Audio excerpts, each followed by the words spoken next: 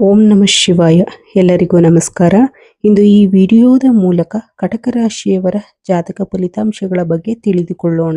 ಇಂದು ಈ ರಾಶಿಯವರಿಗೆ ಬಹಳ ವಿಶೇಷವಾದ ದಿನವಾಗಿರಬಹುದು. ಬೆಳಿಗ್ಗೆಯಿಂದ ರಾತ್ರಿಯ ತನಕ ನಡೆಯಬಹುದಾದ ಕೆಲವು ಶುಭ ಸೂಚನೆಗಳು, ಕೆಲವು ಎಚ್ಚರಿಕೆಗಳು ಮತ್ತು ನಿಮ್ಮ ಜೀವನದ ದಿಕ್ಕನ್ನು ಬದಲಾಯಿಸಬಹುದಾದ ಒಂದು ಅವಕಾಶದ ಬಗ್ಗೆ ಇಂದು ತಿಳಿದುಕೊಳ್ಳೋಣ. ಆದ್ದರಿಂದ ಈ ವಿಡಿಯೋವನ್ನು ಕೊನೆಯವರೆಗೂ ತಪ್ಪದೆ ನೋಡಿ. ಸ್ನೇಹಿತರೆ, ಜೀವನದಲ್ಲಿ ಪ್ರತಿದಿನ ಒಂದೇ ರೀತಿಯಾಗಿರುವುದಿಲ್ಲ.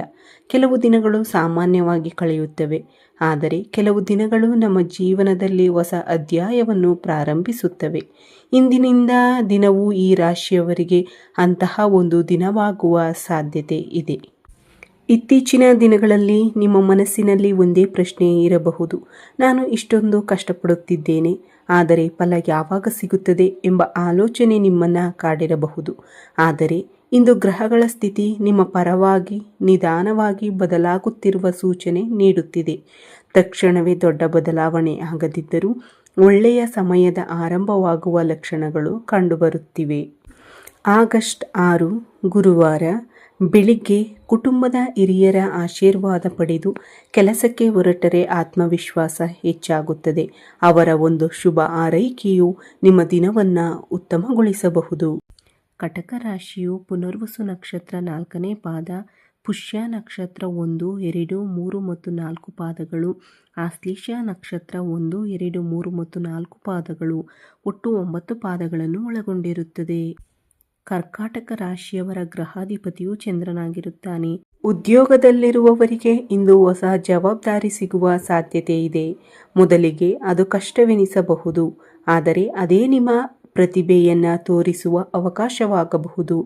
ಸಹೋದ್ಯೋಗಿಗಳೊಂದಿಗೆ ಸೌಹಾರ್ದದಿಂದ ವರ್ತಿಸಿ, ಅನಗತ್ಯ ಚರ್ಚೆಗಳಿಂದ ದೂರವಿರಿ. ವ್ಯಾಪಾರ ಮಾಡುವವರಿಗೆ ಇಂದು ಹೊಸ ಪರಿಚಯಗಳು ಲಾಭದಾಯಕವಾಗಬಹುದು. ನಿಮ್ಮೊಂದಿಗೆ ಮಾತನಾಡಲು ಬರುವ ಪ್ರತಿಯೊಬ್ಬರೂ ಗ್ರಾಹಕರಾಗಿರಬೇಕೆಂದೇನಿಲ್ಲ, ಆದರೆ ಅವರಲ್ಲಿ ಒಬ್ಬರು ನಿಮ್ಮ ಭವಿಷ್ಯಕ್ಕೆ ಉಪಯೋಗವಾಗುವ ವ್ಯಕ್ತಿಯಾಗುವ ಸಾಧ್ಯತೆ ಇದೆ. ಆದ್ದರಿಂದ ಪ್ರತಿಯೊಂದು ಮಾತುಕತೆಯನ್ನು ಗೌರವದಿಂದ ನಡೆಸಿ.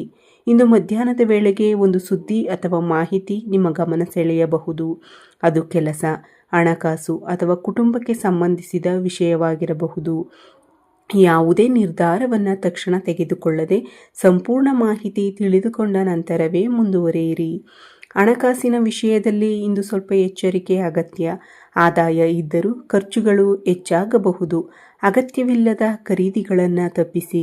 ಸಾಲ ಕೊಡುವುದು ಅಥವಾ ದೊಡ್ಡ ಹೂಡಿಕೆ ಮಾಡುವ ಮುನ್ನ 2 ಬಾರಿ ಯೋಚಿಸಿ.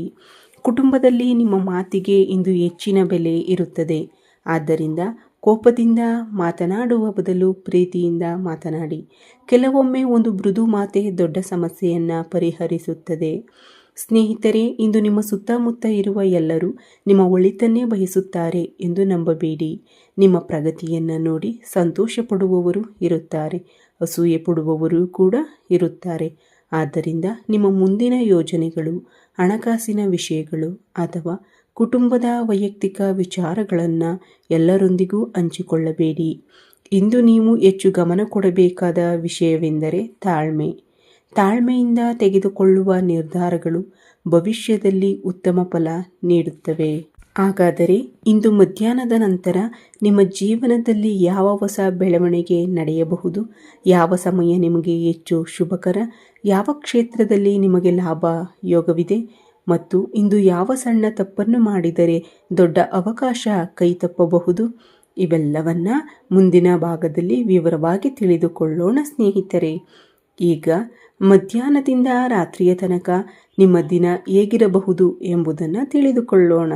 ಮಧ್ಯಾಹ್ನದ ಸಮಯದಲ್ಲಿ ನಿಮ್ಮ ಜೀವನದಲ್ಲಿ ಒಂದು ಮಹತ್ವದ ತಿರುವು ತರಬಹುದಾದ ಬೆಳವಣಿಗೆ ಸಂಭವಿಸುವ ಸಾಧ್ಯತೆ ಇದೆ. ನೀವು ಬಹಳ ದಿನಗಳಿಂದ ಕಾಯುತ್ತಿದ್ದ ಒಂದು ಉತ್ತರ, ಒಂದು ಕರೆ ಅಥವಾ ಒಂದು ಸಂದೇಶ ಇಂದು ಸಿಗಬಹುದು. ಇದು ಉದ್ಯೋಗ, ವ್ಯವಹಾರ, ಕುಟುಂಬ ಅಥವಾ ಹಣಕಾಸಿನ ವಿಷಯಕ್ಕೆ ಸಂಬಂಧಿಸಿರಬಹುದು. ಈ ಮಾಹಿತಿಯನ್ನು ಆತುರದಲ್ಲಿ ಸ್ವೀಕರಿಸಬೇಡಿ. ಸಂಪೂರ್ಣವಾಗಿ ಕೇಳಿ, ಅರ್ಥ ಮಾಡಿಕೊಂಡು ನಂತರವೇ ನಿರ್ಧಾರ ತೆಗೆದುಕೊಳ್ಳಿ. ಕೆಲವೊಮ್ಮೆ ಒಂದು ಸಣ್ಣ ನಿರ್ಧಾರವೇ ಭವಿಷ್ಯವನ್ನು ಬದಲಾಯಿಸಬಹುದು. ಉದ್ಯೋಗದಲ್ಲಿರುವವರಿಗೆ ಇಂದು ಹಿರಿಯ ಅಧಿಕಾರಿಗಳ ಗಮನ ನಿಮ್ಮ ಮೇಲೆ ಬೀಳುವ ಸಾಧ್ಯತೆ ಇದೆ. ನೀವು ಇತ್ತೀಚೆಗೆ ಮಾಡಿದ ಪರಿಶ್ರಮಕ್ಕೆ ಮೆಚ್ಚುಗೆ ಸಿಗಬಹುದು. ಹೊಸ ಜವಾಬ್ದಾರಿ ಅಥವಾ ಹೊಸ ಅವಕಾಶ ದೊರೆಯುವ ಲಕ್ಷಣಗಳು ಇವೆ. ವ್ಯಾಪಾರಸ್ಥರಿಗೆ ಹಳೆಯ ಗ್ರಾಹಕರಿಂದ ಉತ್ತಮ ಪ್ರತಿಕ್ರಿಯೆ ಸಿಗಬಹುದು. ಹೊಸ ಗ್ರಾಹಕರ ಪರಿಚಯವೂ ಆಗಬಹುದು. ಆದರೆ ಪಾಲುದಾರಿಕೆ ವ್ಯವಹಾರದಲ್ಲಿ ಇದ್ದರೆ ಯಾವುದೇ ಮಾತನಾಡಿ ಒಪ್ಪಿಕೊಳ್ಳಬೇಡಿ. ಎಲ್ಲವೂ ದಾಖಲೆಗಳ ಆಧಾರದ ಮೇಲೆ ಇರಲಿ. ವಿದ್ಯಾರ್ಥಿಗಳಿಗೆ ಇಂದು ಏಕಾಗ್ರತೆ ಹೆಚ್ಚಾಗುತ್ತದೆ.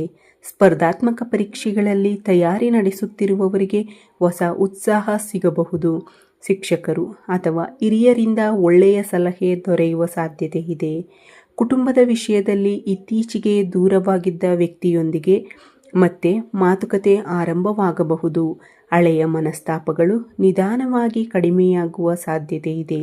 ನೀವು ಒಂದು ಹೆಜ್ಜೆ ಮುಂದೆ ಇಟ್ಟರೆ ಸಂಬಂಧಗಳು ಮತ್ತೆ ಗಟ್ಟಿಯಾಗಬಹುದು. ಪ್ರೀತಿಯ ಸಂಬಂಧದಲ್ಲಿರುವವರು ತಮ್ಮ ಸಂಗಾತಿಯ ಭಾವನೆಗಳಿಗೆ ಗೌರವ ಕೊಡಿ.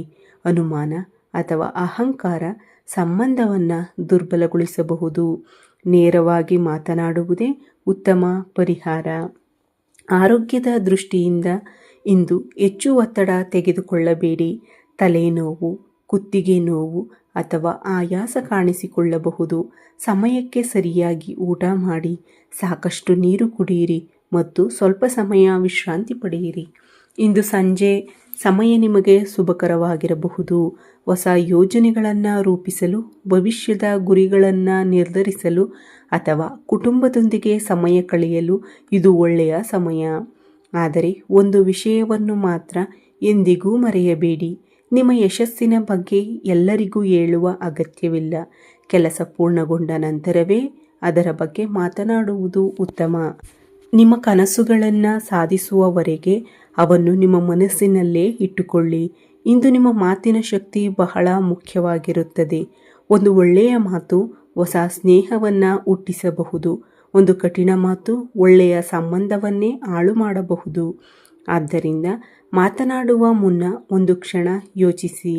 ಒಟ್ಟಾರೆ ನೋಡಿದರೆ ಮಧ್ಯಾಹ್ನದಿಂದ ಸಂಜೆಯವರೆಗೆ ಅವಕಾಶಗಳು ನಿಮ್ಮತ್ತ ಬರಲಿವೆ. ಆದರೆ ಅವುಗಳನ್ನು ಗುರುತಿಸಿ ಸರಿಯಾದ ನಿರ್ಧಾರ ತೆಗೆದುಕೊಳ್ಳುವುದು ನಿಮ್ಮ ಕೈಯಲ್ಲಿದೆ. ಇದೀಗ ಈ ರಾಶಿಯವರಿಗೆ ಇಂದಿನ ಶುಭ ಸೂಚನೆಗಳು, ಆಧ್ಯಾತ್ಮಿಕ ಪರಿಹಾರಗಳು ಮತ್ತು ದಿನದ ಪ್ರಮುಖ ಸಲಹೆಗಳನ್ನು ತಿಳಿದುಕೊಳ್ಳೋಣ. ಇಂದು ನಿಮ್ಮ ಅದೃಷ್ಟವನ್ನು ಇನ್ನಷ್ಟು ಬಲಪಡಿಸುವ ಬಣ್ಣ ಕೆಂಪು ಮತ್ತು ಕೇಸರಿ.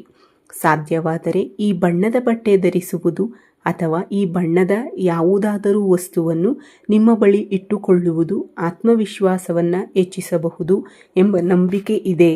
ಇಂದಿನ ಶುಭ ಸಂಖ್ಯೆಗಳು 3 ಮತ್ತು 9. ಯಾವುದೇ ಪ್ರಮುಖ ಕೆಲಸ, ಅರ್ಜಿ ಸಲ್ಲಿಕೆ, ಹೊಸ ಯೋಜನೆ ಅಥವಾ ಸಭೆ ಇದ್ದರೆ ಈ ಸಂಖ್ಯೆಗಳು ನಿಮಗೆ ಶುಭಕರವೆಂದು ಪರಿಗಣಿಸಲಾಗುತ್ತದೆ. ಸ್ನೇಹಿತರೆ, ಇಂದು ನಿಮ್ಮ ಮಾತಿನಲ್ಲೇ ನಿಮ್ಮ ಜಯ ಅಡಗಿದೆ.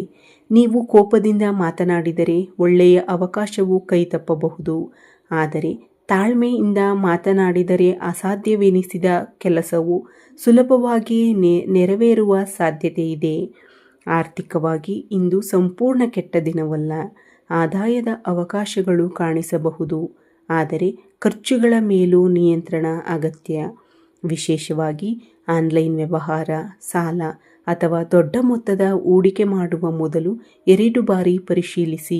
ಇಂದು ಸಂಜೆ ಸಮಯದಲ್ಲಿ ದೇವಸ್ಥಾನಕ್ಕೆ ಭೇಟಿ ನೀಡಲು ಸಾಧ್ಯವಾದರೆ ತುಂಬ ಉತ್ತಮ. ವಿಶೇಷವಾಗಿ ಶಿವನ ದೇವಸ್ಥಾನ ಅಥವಾ ಆಂಜನೇಯ ಸ್ವಾಮಿಯ ದೇವಸ್ಥಾನಕ್ಕೆ ಹೋಗಿ ಭಕ್ತಿಯಿಂದ ಪ್ರಾರ್ಥನೆ ಮಾಡಿ. ಓಂ ನಮಃ ಶಿವಾಯ ಅಥವಾ ಶ್ರೀ ಹನುಮತೆಯೇ ನಮಃ ಎಂಬ ಮಂತ್ರವನ್ನು 21 ಬಾರಿ ಜಪಿಸಿದರೆ ಮನಸ್ಸಿಗೆ ಶಾಂತಿ ಹಾಗೂ ಧೈರ್ಯ ಸಿಗುತ್ತದೆ ಎಂಬ ನಂಬಿಕೆ ಇದೆ.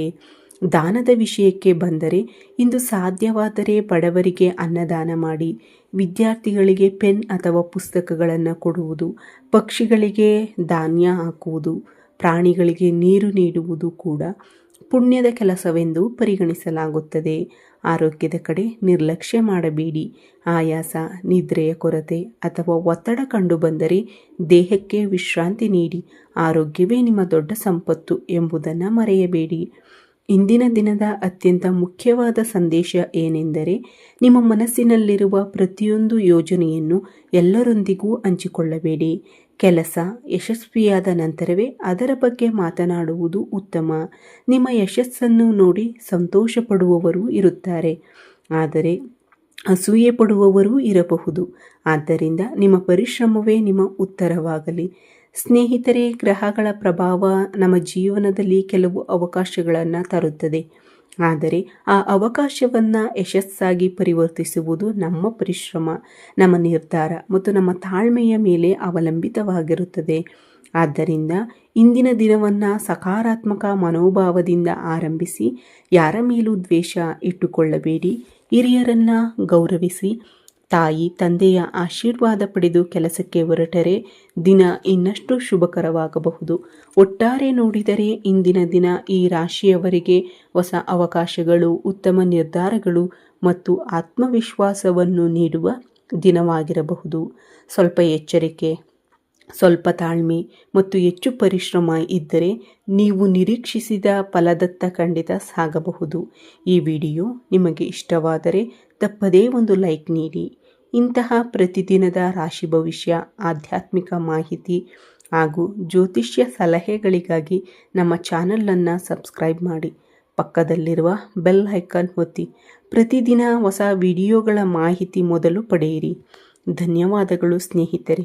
ನಿಮ್ಮ ಜೀವನದಲ್ಲಿ ಆರೋಗ್ಯ, ಐಶ್ವರ್ಯ, ಸುಖ, ಶಾಂತಿ ಮತ್ತು ಯಶಸ್ಸು ಸದಾ ನೆಲೆಸಿರಲಿ.